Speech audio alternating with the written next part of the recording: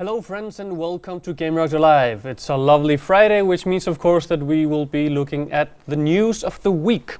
I will be joined by Bengt as always, and for the first hour of the stream. The second hour of the stream we'll be jumping into Call of Duty Advanced Warfare on the PlayStation 4.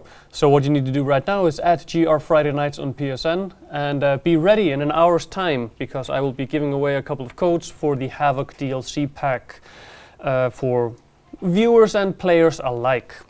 But starting with news, Bengt, what's up? Hello, I'm fine. Catching my breath here after chasing the dog for a bit. Yeah, so you got your exercise for the week. Yeah, I certainly did. You know, it's always entertaining when someone finds your anger very amusing. So that is super fun. Yeah, busy week as we're sort of starting to get into the early days of the E3 hype, and the news is starting to come thick and fast. Announcements and major games are being unveiled, and I think that is the overall theme of today's news recap. Yeah, I mean we're starting to get like teases to announcement that will be at E3. Yes, and most we should also say, like, today most of the announcements are sort of pre-E3. You announce things leading up to E3 and then you show it off at E3 proper. There's not a lot of publishers that dare show their game the first time at E3 without any. You have to have a good game if you want to do that, or if you have a press conference, of course, then maybe you want to save something. Yeah, for that. if it's Fallout 4, then you know. Yeah, that's what we're keeping our fingers crossed for. Sunday prior to E3 with the Bethesda press conference. But yeah, the first announcement of the week, a major one, and one that has been sort of foreshadowed for many months, is the announcement of Total War Warhammer, the strategy take on the sort of the massive scale strategy take on the Warhammer fantasy tabletop game. And we've known that Sega and the Creative Assembly have been working on a Warhammer strategy game for quite some time. It also leaked via the official art book for the Total War series that Total War Warhammer was in the making. But now it's official. We've gotten a cinematic trailer, and not only is it official, it's also official that it's going to be a trilogy, if I read it correctly. Yes, exactly. So it's going to be a trilogy, which is, I'm not sure exactly how that's going to work, but I'm assuming something along the lines of maybe StarCraft 2, something. But either way, it's a very ambitious project, obviously, for the Creative Assembly. Yeah, this is the second kind of big title coming out of the fantasy Warhammer series. It seems that Games Workshop is really pushing that now. Yeah, I don't know if they're pushing it or if it's more a case of what the developer, because I think that the Warhammer license is one of those licenses where it's kind of hard to trace the red thread through the different projects. It's more a case of Games Workshop is open to work with a lot of different publishers and developers. So the license is being used in many different ways, and now we've seen a lot of fantasy projects, but I assume that that means that there's going to be some 40K projects down the line, because I can't imagine that people wouldn't want to be interested in doing that, or that there's any sort of sense in not doing that right now. But I mean, I'm kind of assuming that maybe Dawn of War 3 is back on with Relic. I mean, given that Sega are doing this game, why wouldn't they do Dawn of War 3? So, but we'll see. I'm going to read a quote here from project lead Ian Roxburgh. We've always loved the Warhammer franchise and couldn't wait to approach it with the same colossal scale and authenticity characterized our titles for the last 15 years. We're bringing it to life in a way that nobody's attempted before. And I think that's really the key here. We've seen a lot of strategy games with Warhammer. both 40K and the fantasy one.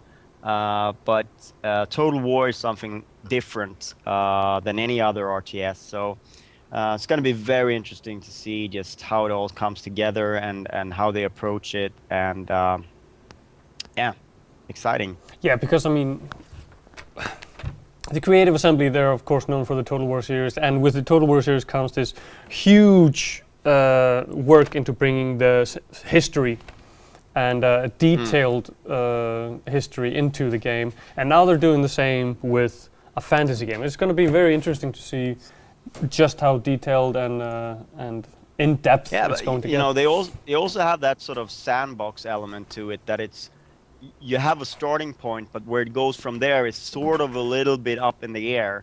Even though, you know, there may be a main storyline with in some ways, but you know, bringing that sandbox thing is also something that really works well with Warhammer that perhaps no one has attempted before. So, you know, just being able to you know, do the strategy layer on the sort of the big map, and that it's changing and being dynamic is something that is appealing certainly, and of course, you know, battles is going to be awesome, because that really lends itself to what the tabletop game is all about. So absolutely. Yeah. Move on to the next one. Yes. And this one is sort of one of those pre-announcements that we may hear more about at E3, but you know, it may also be a little bit longer until we hear something about it. But Marvel and Telltale Games have joined forces for a new game. Of course, Telltale Games, best known for The Walking Dead and The Wolf Among Us and Tales from the Borderlands, and now Game of Thrones. It seems Marvel is naturally a very, very good partner for them to build another franchise on, or another series on.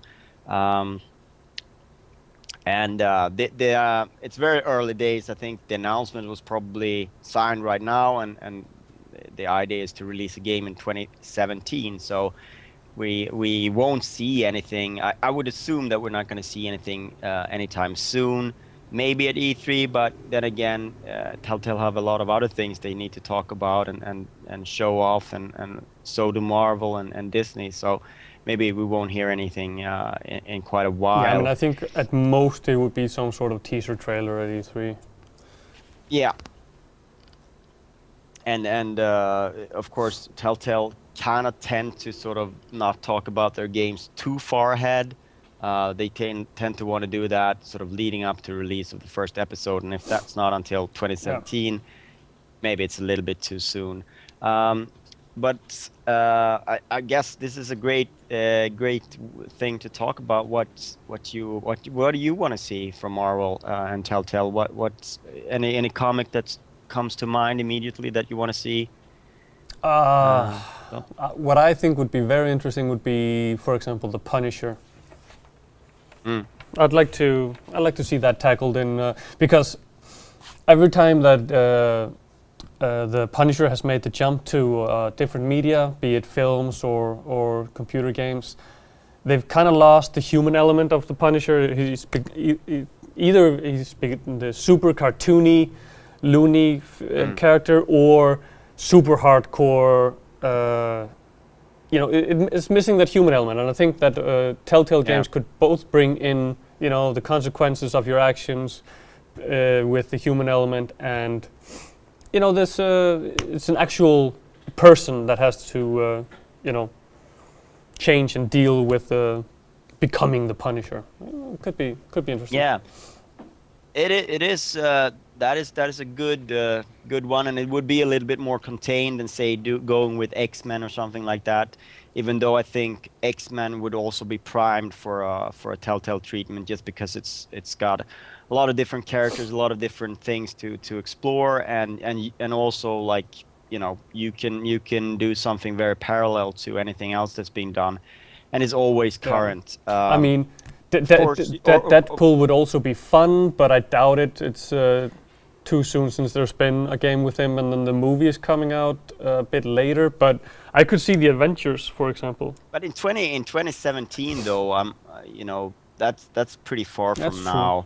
I don't know how the licenses work and things like that. I think X-Men was sewn up by Activision for quite a while. I don't know if that's still the case. I mean, it, yeah, it's hard to tell. I mean, you can also see them going for Daredevil as it's been very popular on Netflix now, and if they want to reproduce the sort of success they've had with Game of Thrones and Walking Yeah, Dead to do that's true. something that sort of comes with the TV series but doesn't really deal with the same things. The problem Over with in the chat is saying, please, a Constantine Telltale game, so a Hellblazer. That would be very, yes, very nice. that would be a Might really good. actually That's make also up for something. the shitty TV series that they put up. Oh yeah, there was a TV Actually, series. I haven't isn't even that seen that. DC? Constantine. I don't have the I need to feeling that. Google that. I'm Yeah, I'm actually, doing it right now. I think, I caught myself. I think it's DC. Is it DC or something else? No, it's DC on the Yeah. Vertigo. Yeah. So, So nope. that's not it. We can How say that dare you, Over? immediately. How dare you? You almost got And me. of Almost course, got me. I really wish that it's not Avengers. I I kind of it's one of those things that I'm not sure that Telltale story would sort of work in that sort of context with like a superhero group like that. Yeah. I mean, another Um, thing that would be kind of following the trend of them doing TV shows would also be Marvel Agents of S.H.I.E.L.D. yeah, Although, even though I do kind of like the TV series, I don't really, I think I wouldn't play a game based on it. I mean once again it's something that would work because it's also like Telltale games are usually about human aspects, and that is one thing that you have a little bit of a problem with a superhero is that an adventure game where you play as a superhero who's able to do I mean it's sort of like it's not entirely Yeah, logical yeah, if you know yeah. what I mean. But yeah, exciting to see what it is, and also exciting to learn if it's something that who came up with the cooperation. If it's something that's being pushed by Marvel, they want to deal with Telltale, or Telltale had an idea for a Marvel IP that they really wanted to Yeah, do, and because then also went ahead what and I think approached would them. be super interesting, and what I really, I mean, down in my heart, that I hope it is that it's a similar take to like an event within the comic books. So they will take Mm. one character and then have him travel throughout all the other worlds within the Marvel universe. So it'll be like a cataclysmic event, and then we'll follow one character's, yeah, like a Multiverse, multiverse yeah. thing, or like World War Hulk, or something in that vein. Except we will follow Mm. several characters through solving the crisis, and that will be like a whole new, not an IP, but a whole new event contained within the Telltale game, but inside Mm. the Marvel universe. That will be nice. I understand what you mean, and I think it's kind of the thing that they would do anyway, even if it's not sort of pitched like that. I think it would be sort of a singular Telltale take, Yeah, regardless of what they take on and what they do. It's going to be something that is a little bit isolated on its own, and not just playing out a scenario that we are familiar with, or sort of a slight angle on it or something like that. I think that is safe to say that it's going to be something on its own. Um, but yeah, interesting stuff, and yeah. I mean, it's also interesting that who was it that they teamed up with now to do the super shows? Was it Liongate, right? I'm not quite sure on that. The hybrid Yeah, yeah. TV series. Yeah, I think it was Liongate, and Liongate, but they're not involved with any Marvel projects, right? No. No, no. So it's Yeah, not. It's nothing it's that we could. Lionsgate. Yeah. So there's nothing we can sort of piece together like that. No. But yeah, And interesting. I'm kind And of thinking like how many branches are there within Telltale games now? How many creative teams? Because Jesus. So I many mean, they projects with have different grown. projects. Yeah, they've grown a lot, But I think the size of the teams has also grown a lot. yeah. It's maybe there used to be 10 people working on a game like this. Maybe it's 3 times as many or even more than that these days. But also maybe they've just been able to secure their pipeline in a way that they don't have the pitfalls of normal developers where, you know, the story team and the art team are kind of not working at the same time, so you need to let people go. Now they can just move the writers onto writing for the next IP. And then, yeah. you know, when they're done and the art team needs to move in, they move them to the, you know, so they're constantly, you know, making new series. I think that they have sort of an assembly line production pipeline nailed down. It's just that they've also been growing at the same time at a very fast pace. So I can also see there being problems with that because you grow a little bit unevenly. You can't grow exactly the pace that you need to sort of keep all the productions in the same. So yes and no. I think they have it down, but at the same time, since they've been growing, I also think that it's maybe not as perfect as they would have liked it to be. Yeah, I mean, there which have is been perhaps some why delays, but yes. you know.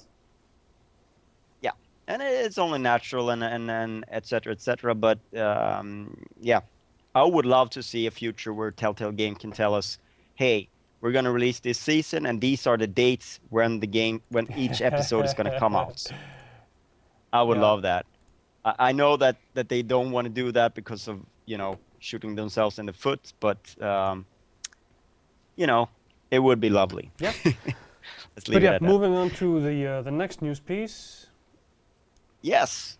Once again, we're talking about teasing an announcement, and it's this time it's skateboarding legend Tony Hawk who's been teasing Tony Hawk Pro Skater 5 or Tony Hawk 5. Yeah, and he's been doing it on his for a Instagram. while now. Yeah, he's you know, for a while there, it almost felt like he was sort of just trying to get Activision to be interested in doing a game again. But Yeah, I it think seems like there's more to it. Do you remember the sales numbers for the HD remake that came out a couple of years ago? I Yeah, mean, I think it didn't make a huge splash. I think that kind of dampened no. the excitement for rebooting the Yeah, franchise. you know, it sort of got stuck in that whole Guitar Hero pitfall But I thing mean, where they try to reboot it with the skateboard, the plastic skateboard, and it didn't work. And then they left it, and then they did the remake, which is sort of like everybody's asking for classic Tony Hawk to come back. And then, you know, it was sort of, yeah, it's all okay, but, you know, didn't really break any records or set the world on fire. So, but but I at think the I mean same time, with both Tony Hawk Pro Skater and Skate kind of missing from the landscape now, it's time yes. for another proper skating game. I mean, it just makes a hell of a lot of sense to release a skateboard game. There has been, you know, there's Oli Oli, but that's a totally different thing. It doesn't even fall in the same category, even though. No. So we need a skateboarding game, and you know, whoever steps up first and delivers a great game, you know, that's fine. And perhaps we don't need one every year. Perhaps we don't need one every other year. But you know, we need one this generation, and the sooner the better. So good to know that it's sort of coming together, and you know, with Activision having announced a new Guitar Hero, maybe this is the year of the comebacks for them, and then they'll bring back Tony Hawk as well. One can only hope. Yes. I love the video that he uploaded to Instagram actually. With who is it, Rob? Nice. Another announcement. This is actually a proper announcement. It's one that's been teased for a little bit. Codemasters have announced Overlord Fellowship of Evil for a PC, PS4, and Xbox One. And this time around, it's a 4-player dungeon crawl action RPG, and with less of that sort of strategic Pikmin-esque element to it that the first and second game had. Rihanna Pratchett is back writing the story, and the game is being developed at Codemasters internally, so it's not Triumph Studios this time around. And which kind of makes sense because it's a little bit of a different slant on it. Idea is to release it digitally for about, I think it was £15, €20, sort of that price range. I do believe we have some trailer for it's it. running Maybe right it's now. running. But maybe Yeah. you can set one thing straight for me right here, because I never actually played the Overlord series. But whenever I saw trailers for it or any promo material, it just reminded me so much of the original Darkness game, where you could pull up these minions and send them out. Is the gameplay Yeah. similar, and did Overlord come first, or am I just seeing connections that shouldn't be there? I mean, it's sort of the same sort of. You could say it's the same concept, but it's implemented in a very different way. It's much more like Pikmin, where you send out these minions, and they're different types of minions, and they do different things. So it's more of a strategy game, whereas whereas Darkness is more of an action Yeah, game. absolutely. So very different sort of uses of it, but it's the same concept, of course, that you have these little helpers. I do think that Overlord may have been and I mean, preceding. seeing some gameplay from the new title now, it's of course it's isometric here, so Yeah. it's totally different. But Yeah, and this is different also because this is more of a dungeon crawl, and of course the first one wasn't really that. So it's a very much a change. Let's see. I think it's a very close call actually. Which one came out first? Overlord was in June 2007, and let's see, the Darkness. I think it's also 2007 or maybe 6. Yeah, it's just weeks apart in June 2007. Yeah. So unlikely that they were they pulling must from have come each up with other. it. But Actually, I think in Europe it was the exact same day. That's crazy. That's pretty insane. But yeah, not a lot of difference there. And then of course both developers worked a long time on it. It's a little bit funny also. This one is sort of there's no overlord in this one. You're actually playing as something a little bit less than an overlord.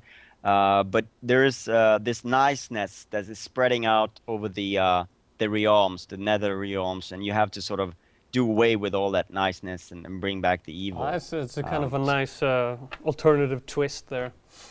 Yeah. The happiness And of is course invading the lands. Yeah. The whole series is very much steeped in humor and light-hearted stuff and really lovely IP and franchise, to be honest. I really appreciated it. So good to see it come back.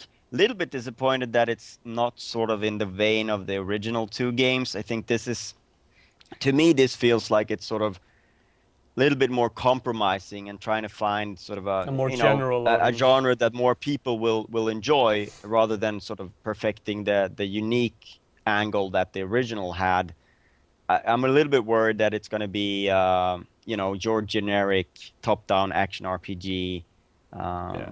But hopefully that the sort of the tone and the setting and I'm sure there's going to be some crazy abilities and stuff that hopefully that will sort of combat that and make sure that it feels like a game on its own. I mean, right. worst case scenario, it'll fuel sales on GOG for the previous 2. So Yeah, that's true. And it's also worth noting that this is the first non-racing game from Codemasters for quite some time. And I mean, So, a lot of people know them as like the racing game studio, but they've made a lot of different type of games in the past. They did. But a few years back, they sort of focused to do just racing games, and I always thought that was a bit of a shame because they've been known for so much more in the past. So hopefully this is a sign that they're sort of they're coming back to the senses to do a little bit more different kind of games, and at least I'm hoping that because they are sitting on some great IPs and Overlord being one of them, and I'm sure you'd like to see an Operation Flashpoint at some point again as well. Or a properly produced Damnation. I'm looking over the list now. I'm just. Yeah. Yeah. There are a couple of games that I would like to see picked up again. Absolutely. Actually, Micro Machines is on their list. Ooh. Oh yeah, didn't they release like a? But it wasn't Micro Machine that, like what was it called Toy Box Turbos. It was weird because it wasn't Micro Machines, but it was sort of Micro Machines. So not that long ago. Yeah, it was actually last year they released Toy Box Turbos. Yeah. I guess lost the IP for Micro Machines, but wanted to do something similar. Yeah, might be that. Yeah. I'm sure it's something like that. So, yeah. So next story. Blizzard's Heroes of the Storm has been given a date. It is coming out on June 2nd, and the open beta will launch on May 20th. Of course, Heroes of the Storm is Blizzard's take on the MOBA genre, pitting heroes from Warcraft and Starcraft and Diablo and even the Lost Vikings against each other in a 5-on-5 accessible and streamlined version of Dota or League of Legends, if you will. That's kind of. I mean, I have groups. a beta key, but I haven't actually played it myself yet. But from what I hear is actually, it is simplifying a lot of the controls and stuff like that. Yeah. But it's also adding different gameplay elements that fit in with the heroes. So I mean, like you have some of the heroes that actually. What was the name of him? One of the StarCraft characters that actually you can play him from your own base the entire time because he's just kind of taking over, mind controlling and stuff like that. So it's even though they are simplifying a lot of the classic mobile controls, they're also adding in some new refreshing elements. I think what they're doing is they sort of streamlined it so the matches are quicker, and they've simplify things like shop and economy and stuff like that, so it's much more accessible in that sense, and that you're not prone to make a lot of rookie mistakes in those kind of strategics in that sense that sort of will hinder you, that you don't need to learn as much about those kind of things, but at the same time it's Blizzard, and Blizzard don't make shallow games, so there's a lot of depth to it and a lot of things to learn, and I think I don't know what the character's name is that you're talking about, but I'm aware of him, and there's this specialist class that's not sort of where the abilities of the heroes in that class is sort of just weird and strange and things that will make a lot of variation to the games depending on what specialist you have in your team and what specialist there is in the other team. So perhaps even more dynamic than what is the case of the otherwise very dynamic games in Dota and League of Legends in that sense. We've been getting a lot of traction on Heroes of the Storm though on the site, so it seems like it's building up steam, and it's going to be interesting to see if Blizzard, if anyone can do it, it's Blizzard, if they can challenge Dota 2 and League of Legends. So it's going to be very interesting, and I'm sure that we'll live stream the game once the open beta is kicking off. Yeah, like I said, I have the closed beta key, so I'm gonna drop a maybe 10 or 20, 30 hours into it. Just trying to learn a little bit about it. Just to get a little foothold into what it is. So we'll be ready for I think May 20th when the open beta launches. That would be a nice time for us to actually have a stream. Or for the launch on June 2nd. Either way, we'll have some Heroes of the Storm coming up. Maybe rally together a team of guys to. I'm actually. I'm sure I can get Sophia, that part of Gamereactor Live here.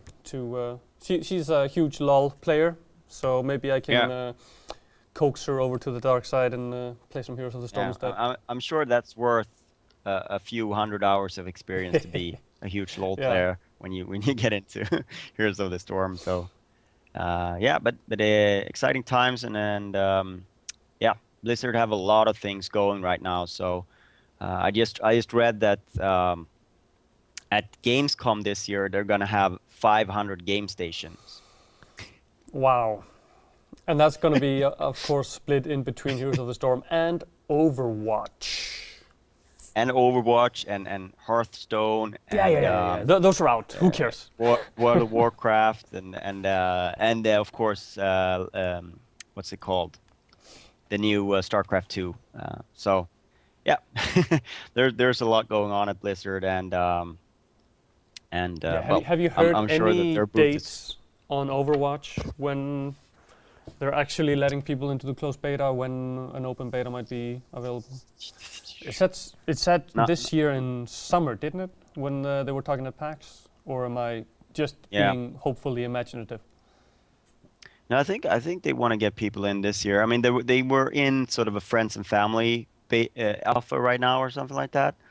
But you know, it's. I'm sure they wanna get Heroes of the Storm off to a great launch before they would do that, because you know, I'm sure even though Blizzard is a huge company, I'm sure there are some people who would like to have vacations during the summer and stuff like that. So launching those two, or sort of properly launching Heroes of the Storm while also doing a beta for Overwatch may stretch the limits of what they're capable of doing in the summertime. But maybe a little bit later on in the summer, we might get to see that. And I'm sure they'll start with a closed beta and then work their way up to a more open beta. More people in, but yeah, and the next story is one that I'm sure you're gonna have a lot of opinions on. Well, you say that in such a gloom fashion. Yeah. Well, this is stuff that you have experience with, and this is to do with Steam's new. Well, basically, mod creators are now able to get paid through Steam Workshop, and you know, pay what you want mods available, and it starts with Skyrim, it's there's been some controversy naturally right as it started. Basically, if you make more than the $100, that is sort of the cutoff point. If you make less than that, you don't get anything. But after that, modders will get 25% of the earnings, with the 75% going to Valve and the publisher, developer of the game. We're not quite sure if this is across the board or if it's something that's just for Skyrim. It sort of sounds like it's just going to be for Skyrim, and then they may be different for different games.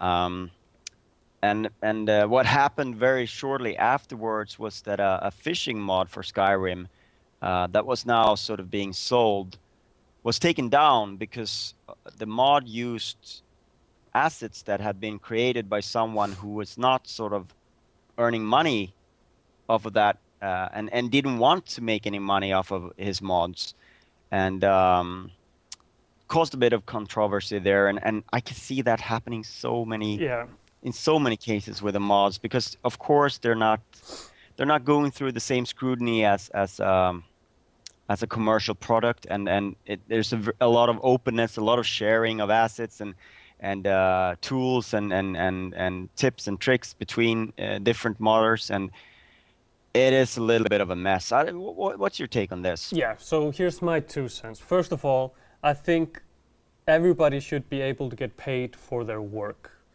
A lot of voices, a lot of threads on Reddit, and a bunch of stuff saying, oh, this isn't the culture of modding. Modding is supposed to be free, it's supposed to be... And I simply don't agree with that. I think if you're working, and I mean, game modding is that, it's game development, it's work. You should be able to get paid for it in some way or another. However, I think this system has so many pitfalls that they need to stay clear of, and I mean, only time will tell how Valve will actually deal with it.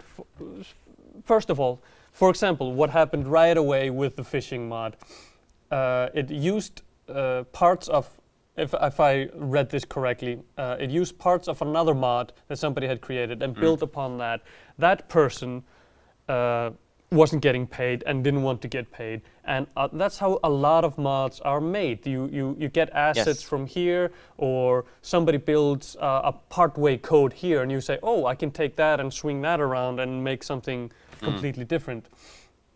And so it's a huge quicksand, I think, that they're getting themselves into. I would prefer, you know, a donate button, but those have been removed from the Steam community forums forever. It's like if you try to put in links for people to donate, that got removed immediately. So that hasn't been an option. But I would think that would be a better option, because then there's a bunch of mods that take kind of creative license with IPs that they have no. I mean, they have no right to work with, basically. I mean, if the case is that all mods go paid and they have to go through the same authentication sort of process, that means no more Super Mario Brothers in Skyrim, no more, you know, catching the dragons like in a Pokeball, or, you know, it's a whole slew and a whole bunch of the mods is about getting fan service from other franchises, other IPs into your favorite game. But I think that's sort of, there is always going to be the free mods, and the free mods are sort of free to do that, but you cannot get paid for that, and that sort of makes sense because you're sort of making money off of someone else's. I'm just saying, if they're starting to put the mods through an authentication process, they might have to do that for all the mods. I mean, they'll probably keep it segregated to paid mods. So if you submit your mod to get paid, it needs to go through some sort of authentication process, blah, blah, blah. But like we said before, that authentication process isn't only about IPs that some other company owns. It's also about work that somebody else has done and freely donated. And that is like, I don't see how they can have an authentication process of that. It's like that is only going to be, the only way to do that is really to sort of, you have to fill out a survey and say, okay, this is the work we have done and this is what people are paying for, and we have done all of this work. Yeah, basically you need to sign like a legal document, and then if somebody comes back. Afterwards, if someone claims, then you know, that will sort of protect Valve from any sort of litigation. But obviously the reason why the donate buttons and that sort of has gone away is that developers and publishers aren't too keen on people making money off of their games without getting a cut, and that's just, you know, that's just the way it is. And I mean, you can, which is understandable, but at the same time, you got to understand that Bethesda have made so much money thanks to the mods of Skyrim. Not only that, but it's like the first 2 or 3 DLCs that came out for Skyrim. What was it? The one with the housing, Hearth. Anyway, something like that. Hearthfire or something. Right. Those first 2 or 3 expansions were basically the hottest mods on PC. You know, it's like, I'm not saying they took that and stole it. I'm saying they looked at that and say, okay, that's what people want, and then they made that into the console versions and also the PC version. But it's like, they almost had like a market survey in the PC space for them. What people actually wanted, and I was talking to the 3 guys, the sort of 3 main guys who did the Just Cause 2 multiplayer mod just the other week, and of course that is a free mod that is sort of like DLC for Just Cause 2, because you have to have the game, etc., and it's now available via Steam. Of course, the amount of work they put down into making this possible, and this wasn't sort of done with mod tools or anything like that. They sort of just took the code and figured out how to make the game, how to break the game so that you could play multiplayer. it would have been nice for them to have an avenue to sort of get some revenue for all the work that they put into that. Yeah, absolutely. And even if you But got to that's say like also kind of different because that didn't go through the workshop. Actually, it was eventually no, put up as a it separate was entity in separate. the store, Yeah. a free download.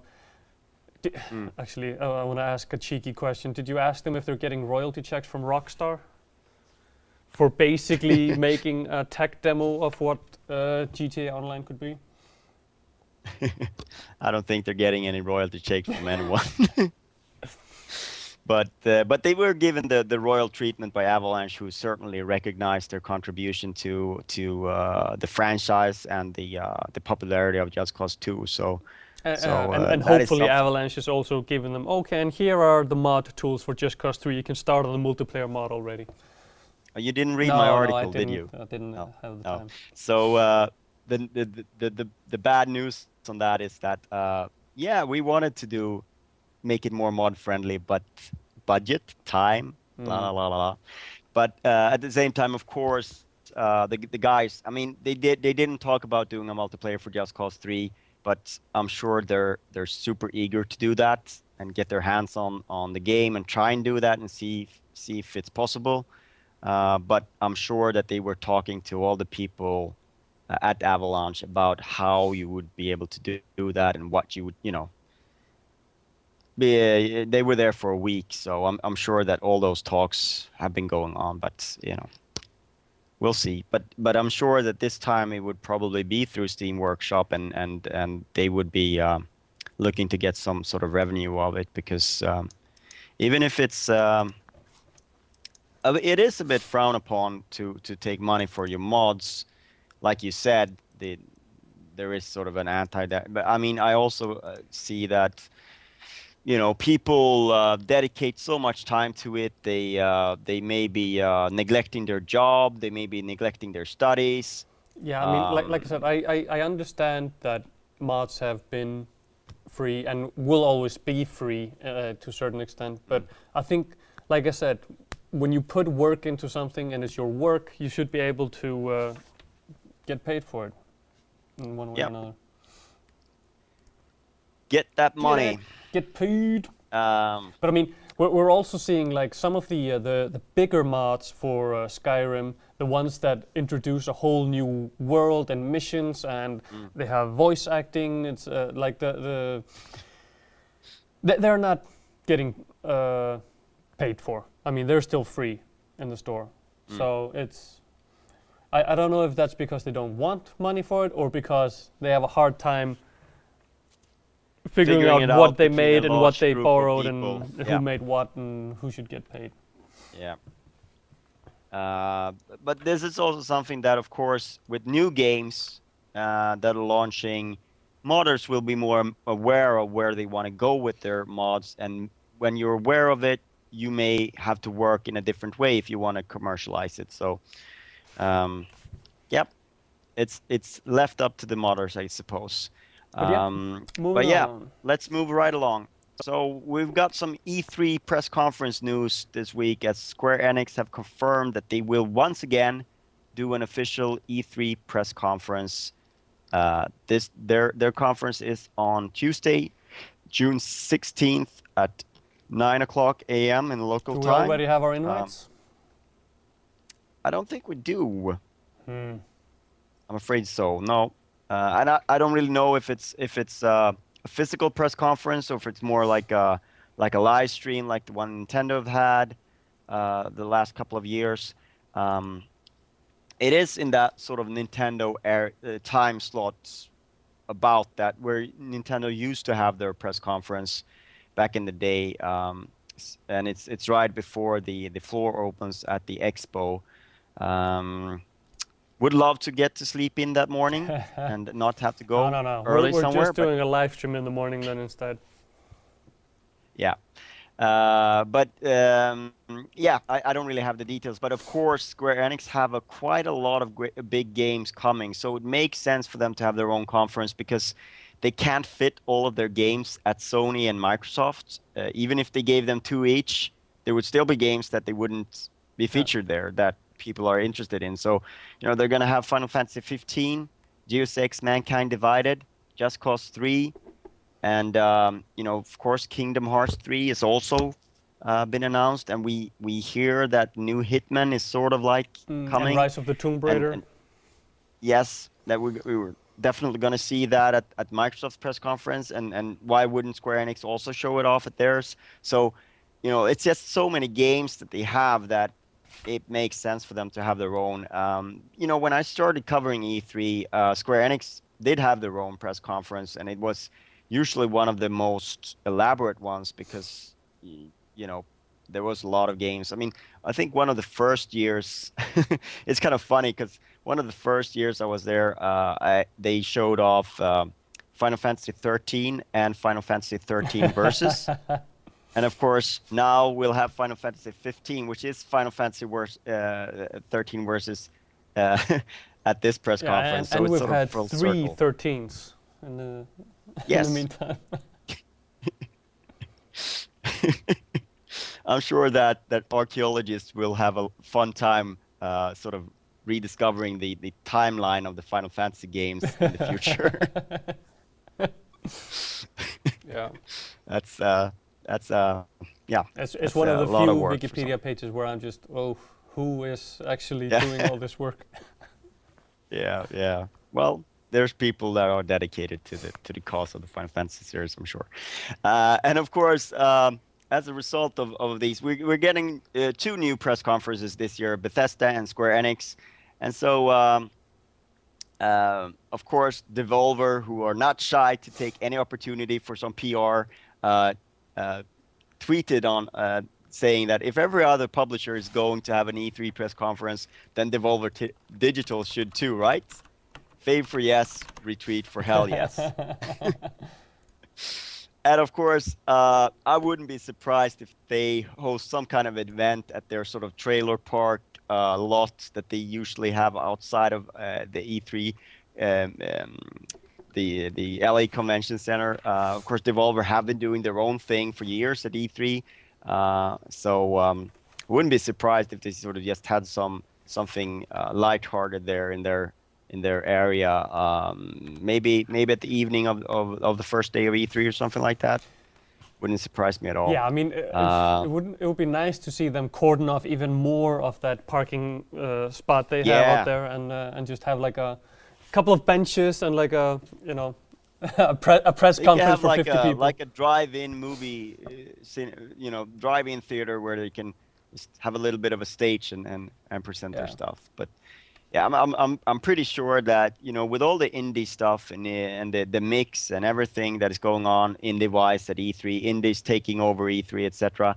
Pretty sure that one of these days we're going to see sort of an indie conference lead the whole week with just a lot of different developers and showing off their games. Maybe maybe the Friday before E3 even, because it's going in that direction.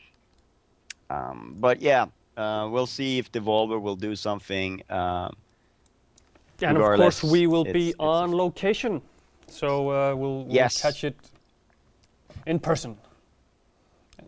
We will most definitely be in LA for E3 kicking off. I think the Bethesda press conference is Sunday, June 14th.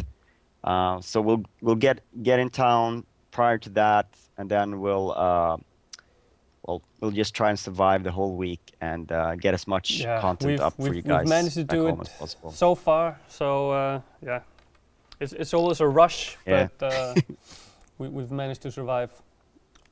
Yes, and we will, of course, same as last year, try and live stream in the mornings for our time, which is going to be perfect afternoon time for you guys. Yeah. Same as the usual time slot. So that's good for you and horrible for us. So the next story is one that I'm getting a headache just thinking about this one. Did you try and make sense of this one? Which one was that? I mean, in the news lately, you probably heard of this head transplantation thing that is going to be attempted by an Italian doctor called Sergio Canavero, It's a very complicated procedure. Basically, they're gonna use the body of a comatose, a brain dead person, and another person who's got a disability that basically renders his body useless, while his head is perfectly fine. Has agreed to donate his head to try and transplant it to the body. Is a crazy thing, and basically all the experts are saying that there's basically zero chance of this being successful and that he'll live. But of course, attempting it will sort of advance science and will sort of give people much more knowledge about it, and it's commendable to donate, basically knowing that you probably won't survive the procedure, but still doing it But for sort of the here's where I think the story is kind of fudgy. You cannot donate parts of your body that will lead to your death unless you die first. It's like you can't donate your heart and say, okay, get it now. But I suppose it's more like the person in a coma has donated the body. He's donated his body, but the guy that is donating his head. Well, technically, then he is replacing his body, not donating his head. If you know what I mean. Yeah, I get your meaning, but I guess like technically, if it's successful, the resulting individual will be the guy with the head. Yeah, if you know what I mean. I just don't think that you can actually it is sign up for a medical very procedure strange. that And of course, invasive. a lot of people are also saying that it's unethical because the body organs of the comatose person could be used to help a whole range of different people overcome their difficulties, instead of this highly experimental and very unlikely scenario to sort of play off. How does this tie into gaming? And how does this tie into video game? Well, I don't know if you got the picture. I have the trailer rolling right now, where it starts with this doctor right here in the original trailer for the Phantom Pain, which was, a few years of back. course, it was like a kind of jokey trailer for a new game called The Phantom Pain that later turned out to be Metal Gear Solid 5: The Phantom Pain. But however, you see this doctor right here, looks eerily similar to the actual Italian doctor that is making this implant. And also, just the publicity photo of that doctor is like. Actually, I should. Would the doctor really do that? I should bring that up here. I think I have it. Yeah. Here. Yeah. Look at this picture. I mean, he's Italian. I mean, certainly he's got a flair for the dramatic. Let's put it like that. And of course, with this kind of experimental surgery, they are sort of relying on a lot of donations and people, that sort of thing. So they need to sort of keep their public profile very high. But people having seen this doctor, this image, and of course the Phantom Pain, people are sort of putting together all these little pieces. Is this just viral marketing for Metal Gear Solid 5? Is this the ultimate Kojima joke? I mean, Hideo Kojima. No, sorry. The ultimate Kojima joke would be that he was fired and then he's not actually fired.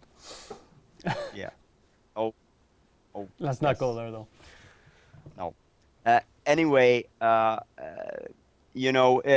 the doctor has actually spoken out now and said that that's absolutely not true, and he's actually looking into suing Konami for using his likeness in the trailer.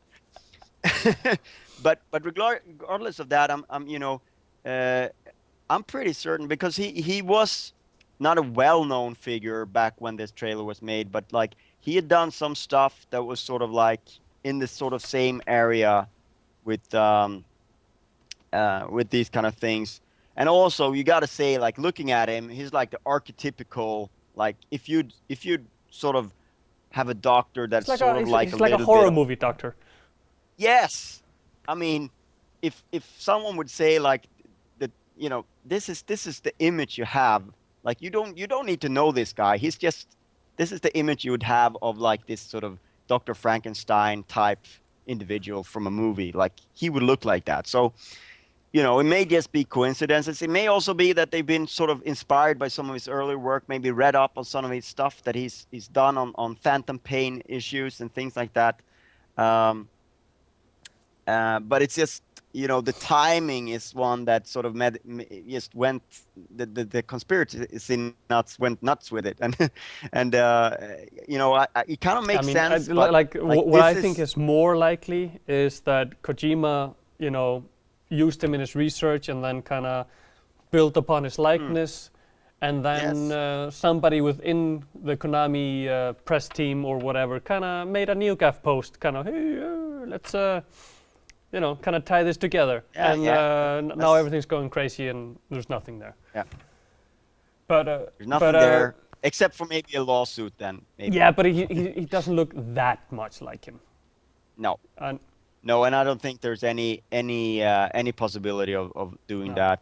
But I think that both parties gain from this. But yeah, we're running out of time. We've got 2 minutes. Let's move on. 2 minutes. All right, so let's skip over the World of Warcraft stuff. Yeah, basically the World of Warcraft movie delayed again. Now it's in June instead of March.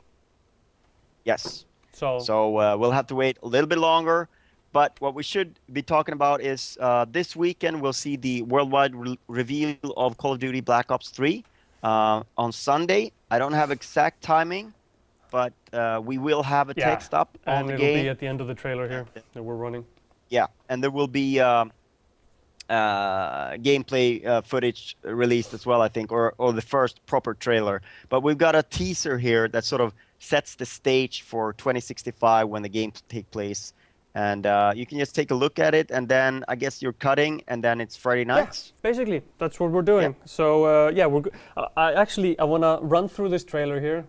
Take a little bit of time, because what the trailer is talking about is like replacing arms and legs with bionics and kind of the merging of man and machine. Very familiar theme. Yes. Within the game, but it's like, okay, so it's taking the Call of Duty franchise in a slightly different direction than it has been before. It's been exoskeletons, now it's actual robotic arms and stuff like that, and secret government conspiracies to make super soldiers and stuff like that.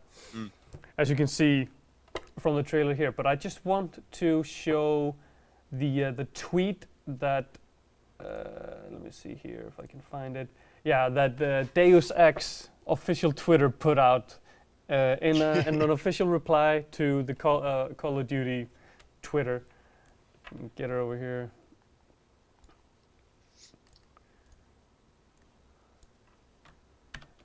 It's just a cat with the kind of Deus Ex background, looking at a computer screen and then looking directly into the camera. It's like of course. Nothing more necessary. No, well, of course, it's also like, Deus Ex owns body augmentations. Like, that's the only science fiction property that has ever dealt with anything like that. And of course, it's also even richer that the team that is doing Deus Ex now had nothing to do with the original and did not come up with the concept at all. And now they're sort of like implying that Adam Jensen is sort of like the original for this. I mean, I'm sure it's yes in. I think if you Photoshop a cat picture, you're more just joking than actually pointing fingers. Yeah.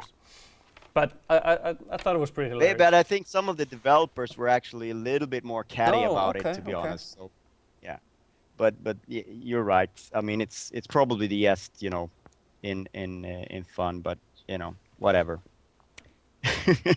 I'm sure you don't want your franchise, or you don't want Call of Duty to sort of come anywhere close to what your franchise is doing. It's not good for business. And now I guess we're officially out of time. We didn't actually talk anything about Star Wars and missing features and what people were complaining about over the weekend. I think that is like almost like an hour worth of talking about. What I suggest people that are interested in that would actually go and read the articles that we have on our site, where we outline, our hands-on time and what we think of the game.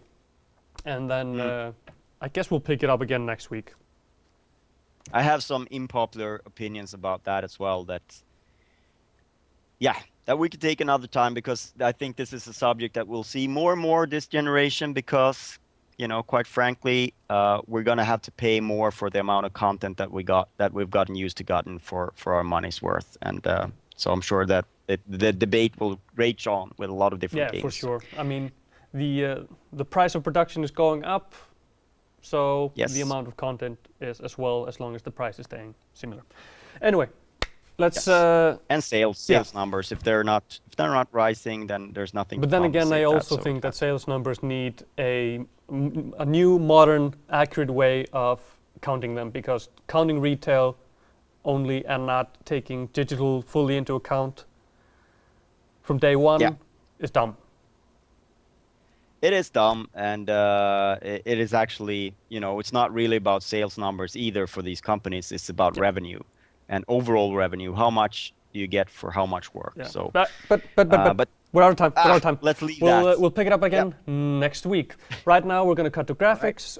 If you want to play with us Call of Duty Advanced Warfare on the PS4, what you need to do right now is add GR Friday Nights and be ready. I'm going to be sending an invite to everybody on my friends list that's online. Thanks for joining, Bengt, and see you again next week. I'm going to cut to graphics, and I'll be back in a minute.